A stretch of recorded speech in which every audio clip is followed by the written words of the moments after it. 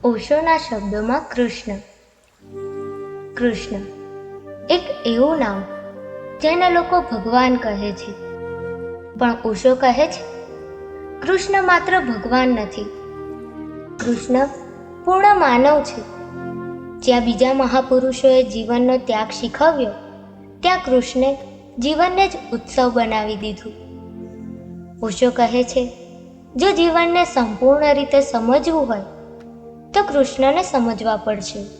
ઓશો કહે છે, દુનિયામાં ઘણા મહાપુરુષો થયા, પણ બધામાં ક્યાંક ગંભીરતા હતી, ત્યાગ હતો, વિરક્તિ હતી. પણ કૃષ્ણ તો નાચે છે, ગાય છે, વાંસળી વગાડે છે, પ્રેમ કરે છે અને યુદ્ધ પણ કરે છે. એટલે કૃષ્ણને સમજવું સહેલું નથી. ઓશો કહે છે, કૃષ્ણ વિરોધાભાસ નથી, કૃષ્ણ પૂર્ણતા છે.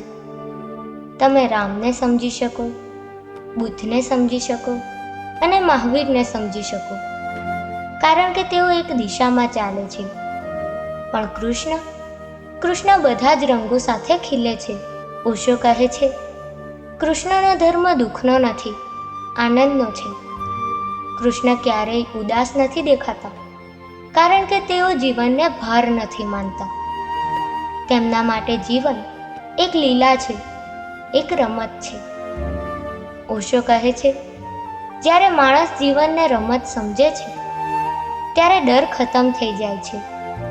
એટલે જ કૃષ્ણ યુદ્ધના મેદાનમાં પણ શાંત છે, કારણ કે અંદર આનંદ છે. લોકો કૃષ્ણની રાસલીલાને માત્ર પ્રેમ કથા માને છે, પણ ઓશો કહે છે, રાસલીલા એ આધ્યાત્મિક ઘટના છે. ગોપીઓ કૃષ્ણના શરીર માટે પાગલ ન હતી, તેઓ કૃષ્ણની ચેતના તરફ ખેંચાઈ હતી. કૃષ્ણ પાસે કંઈક એવું હતું જે આત્માને ખેંચે. ઓશો કહે છે, જ્યાં આનંદ સંપૂર્ણ બને ત્યાં પ્રેમ જન્મે છે. કૃષ્ણ પ્રેમને દબાવતા નથી, તેઓ પ્રેમને પવિત્ર બનાવી દે છે. ઓશો કહે છે, ભગવદ્ ગીતા કોઈ ધર્મગ્રંથ નથી, એ જીવન જીવવાની કલા છે. અર્જુન ડરી ગયો હતો, મૂંઝાઈ ગયો હતો, અને કૃષ્ણે એને જ્ઞાન આપ્યું.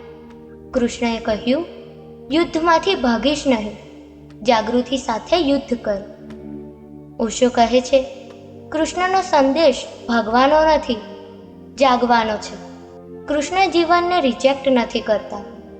ભોજન હોય, સંગીત હોય, નૃત્ય હોય, પ્રેમ હોય, યુદ્ધ હોય કે મૌન હોય, કૃષ્ણ બધું સ્વીકારે છે.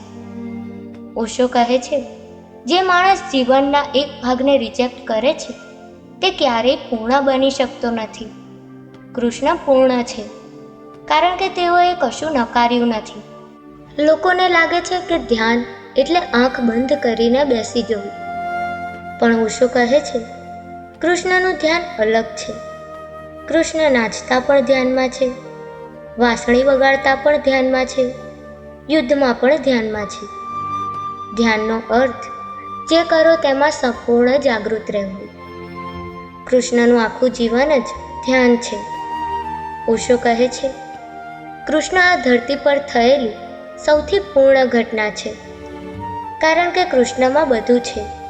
બાળક જેવી નિર્દોષતા, પાગલપન, યોગીની શાંતિ અને યોદ્ધાની તાકાત. કૃષ્ણ અધૂરા માણસ માટે રહસ્ય છે, પણ જે જીવનને સંપૂર્ણ રીતે જીવવા માંગે છે એ માટે કૃષ્ણ માર્ગ છે. ઓશો કહે છે, કૃષ્ણને પૂજશો નહીં, કૃષ્ણને જીવો. જીવનને ઉત્સવ બનાવો, પ્રેમને પ્રાર્થના બનાવો અને દરેક ક્ષણને પૂર્ણ રીતે જીવો. કેમ કે કૃષ્ણ ક્યાંક મંદિરમાં નથી. જો તમે સંપૂર્ણ રીતે જીવો તો કૃષ્ણ તમારી અંદર જ જન્મે છે. જય શ્રી કૃષ્ણ.